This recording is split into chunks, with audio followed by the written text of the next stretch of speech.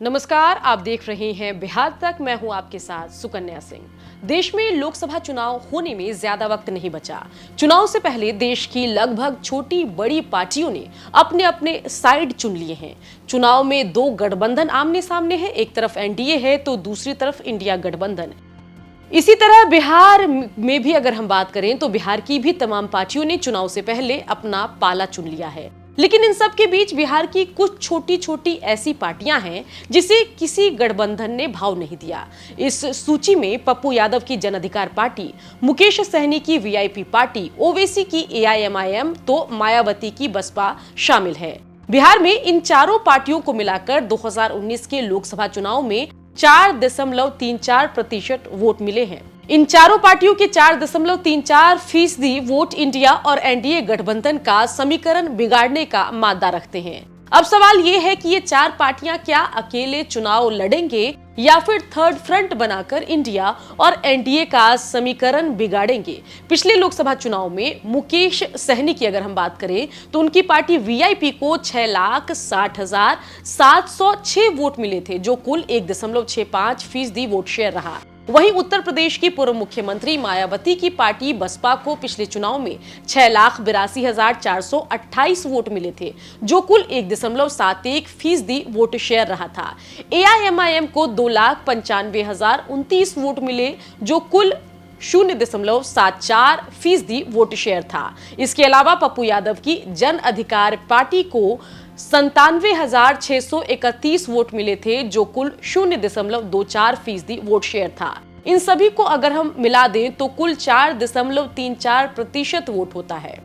पूरे मामले पर एआईएमआईएम के प्रदेश अध्यक्ष अख्तरुल ईमान क्या कह रहे हैं, आइए सुनते हैं। देश में जो आईएनडीआईए के नाम से गठबंधन बना है, हम लोग का विचार ये था कि ये गठबंधन और लार्जर होता और इसमें सारे लोगों को समाहित किया जाता। और बीजेपी को अगर सत्ता से हटाना चाह रहे हैं तो बीजेपी के तमाम तर जन विरोधी, देश विरोधी, संविधान विरोधी तमाम तर कार्यकलापों के खिलाफ अगर कोई सीना खोल कर बोलता है, बेबाकी से बेखौफी से बोलता है, जिम्मेदारी के साथ बोलता है, उसका नाम बैरिस्टर असदुद्दीन अवैसी साहब है। और बैरिस्टर असदुद्दीन अवैसी साहब को कोई भी गठबंधन में लेने के लिए तैयार नहीं है, तो जाहिर है कि ये लोग हितैषी नहीं हैं दलितों के और अक़लियतों के। ऐसी स्थिति में अब तीसरा विकल्प बनाना हमारी मजबूरी हो गई है।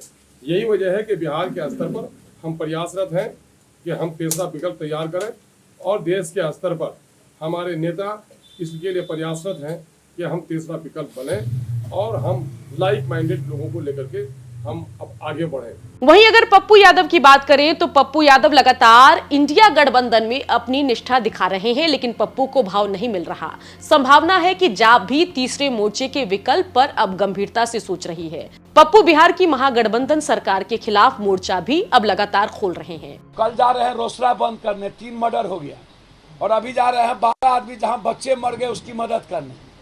और कल गए थे जहाँ 4 आदमी फतवा बीमार में, वहाँ तो पार्टी को तय करना है कि किसके साथ जाएंगे किसके साथ नहीं जाएंगे।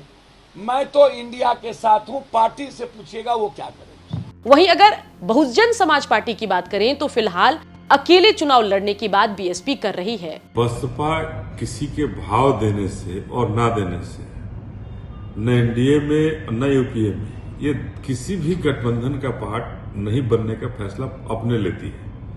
और एनडीए और यूपीए में जाने का मतलब ये नहीं है कि बसपा किसी के साथ भी गठबंधन करना चाहती है। बसपा एक राष्ट्रीय पार्टी है, इसकी अपनी हैसियत है और अपना इसका कैडर है, मिशन है, जिस मिशन पर चलने वाली पार्टी है। निश्चित रूप से बिहार में इसका 7 लाख वोट पार्लियामेंट पिछले पार्लियामेंट चुनाव में था और इस बार और बढ़ेगा। इधर मुकेश सहनी अब भी कंफ्यूज नजर आ रहे हैं। मुकेश सहनी केंद्र सरकार से निषाद आरक्षण की मांग कर रहे हैं और तीसरे मोर्चे पर उनका क्या कहना है, सुनिए।